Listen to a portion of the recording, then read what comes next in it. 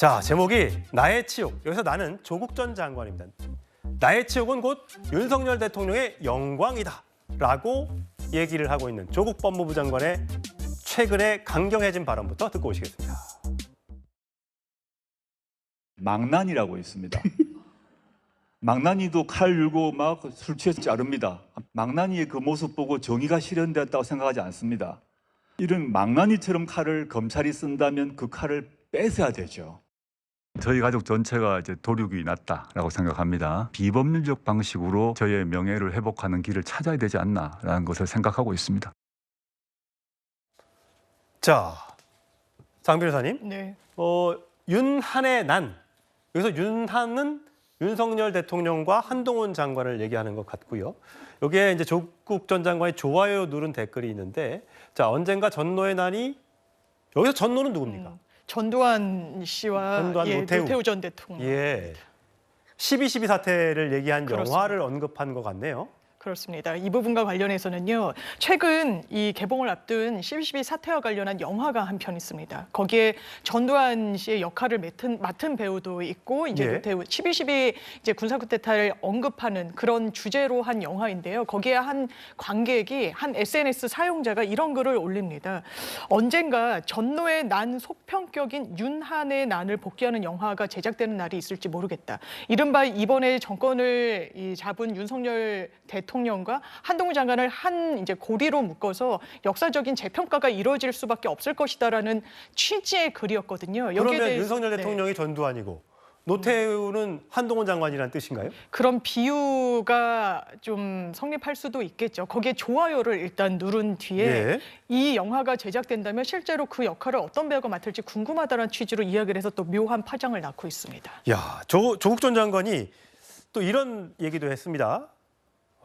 조국 사태의 뒷면은 윤석열 검난, 조국의 고통은 윤석열의 희열, 조국의 치욕은 윤석열의 영광. 이렇게 어제 SNS 글을 올렸습니다. 서 변호사님. 지금 이게 윤석열 한동훈 난 이게 말이 안 되는 게요. 정경심 교수를 이게 최종적으로 4년을 때린 건 이게 대법원입니다. 그러면 이게 김명수의 난 아닙니까? 김명수의 난. 자기 조국 부인을 누가 처벌했습니까? 검사가 기소만 하면 이게 처벌됩니까? 이번에 이재명 대표 기소했는데 유창훈 판사가 영장 기각시켜버렸잖아요. 이 말은 이게 판사가 처벌했다. 그럼 최종적으로 부인은 대법원의 김명수고요. 그다음에 본인은 1심에서 실형 2년 받았죠. 그럼 여기 그 재판장 이름을 제가 밝히는 좀 그러니까 그 재판장 이름을 따가지고 뭐 이렇게 난이라고 해야지. 이게 무슨 윤석열 대통령하고 한동훈 장관이 무슨 이게 잘못이 있습니까? 헌법과 법률이 부여한 권한에 따라서 수사를 철저하게 해서 기소한 거 이게 다입니다. 그리고 이게 법원의 판사가 재판해가지고 부인을 4년, 1년, 5년을 선고했고 그다음에 조국 장관도 2년을 지금 이게 1심에서 넣었잖아요. 따라서는 이걸 이게 뭐 마치 윤한의 난 완전히 그 12.12 쿠데타에 비유하는 거는 어느 도다이다. 이래 봅니다. 예, 선거로 뽑힌 대통령을 쿠데타로 집권한 세력에 비유한 것은 좀 적절하지 못한 것으로 보이는데, 자, 조국 전 장관이 최근 이제 명예회복을 언급하면서 문 전 대통령이 있는 평산마을에 갔었죠. 자기 책 사인회도 열었고요. 자, 문 전 대통령과 포옹하는 모습까지 보인 거. 자, 이거는 어떻게 해석할 수 있을까요? 그 장면 보고 오시겠습니다. 조국 전 장관이 지금까지 겪었던 고초 그것만으로도 저는 뭐 아주 크게 마음의 빚을 졌다고 생각합니다. 안녕. 아저씨 글씨가 막 날라가서 못 읽을 것 같아. 건강해라.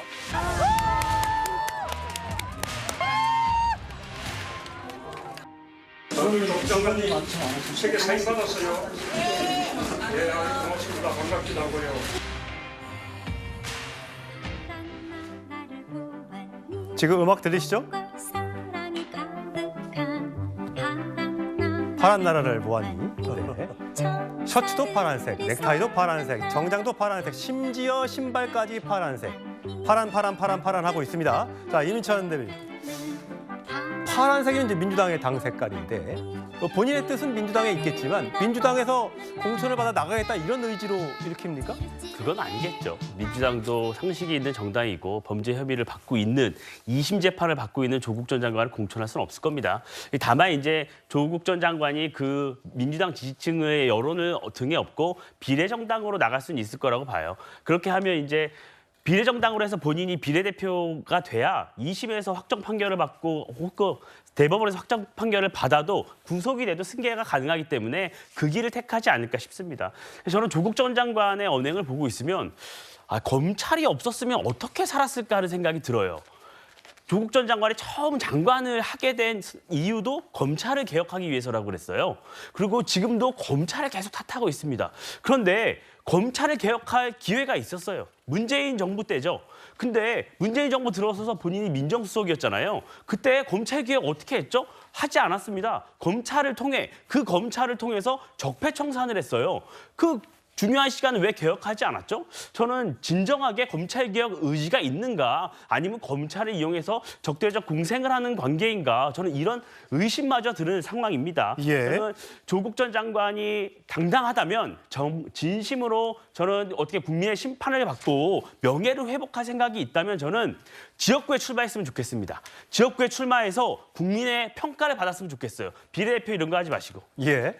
조국 전 장관 어쨌든 지금 본격 출마에 시동을 건 건 아니냐. 양산에도 가고 또 오늘 29일 날은 세종에도 가고 다음 달에는 광주에도 가고 이런 것들이 정치적인 행보로 읽힌다라는 얘기가 있는데 과연 지금 이민찬 부대변인이 얘기했던 것처럼 비례대표일지 지역구 출마일지 아니면 신당 창당일지 아직 알 수가 없는 상황에서 뭐 이런 얘기들도 나옵니다. 조국 출마 시나리오라고 저희 준비를 해봤는데 호남 신당 또는 사실 최강욱 의원은 대법원에서 이제 유죄 판결을 받았기 때문에 나올 수 있는지는 모르겠습니다만 부산이니까 영남에서 출마 또는 서울대 나왔으니까 관악에서 출마 아니면 이것도 안 되면 비례당 만들어서 몇 석을 또 가져갈 수 있는 그런 시나리오 이 등등의 시나리오가 있는데 배종찬 사장님은 이 넷 중에 고른다면 어디가 제일 유력해 보입니까? 그래서 이제 당선 가능성이 높은 쪽을 시도를 해보겠죠. 그러니까 이제 민주당이 아니더라도 그래도 좀 더 지지를 많이 받을 수 있는 건 호남이 아닐까 이렇게 판단할 수도 있고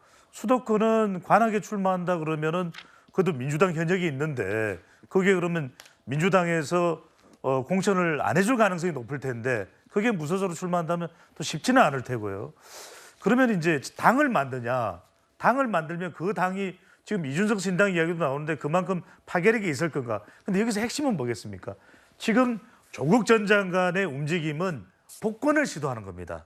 인기가 높다는 것과 제가 없다는 건 다른 차원입니다. 자, 질문을 하나 하게 될 겁니다. 유권자들.